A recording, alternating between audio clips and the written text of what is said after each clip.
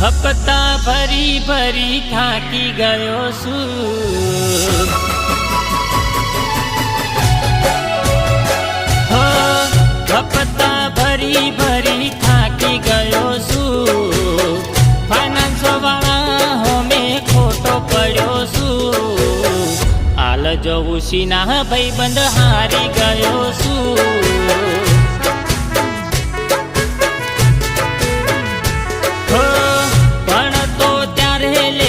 પૂરું ના થાતું મોટો થયો હપ્તા પૂરા ના થાતા લાગે છે હપ્તા ભરવા પેદા થયો છું।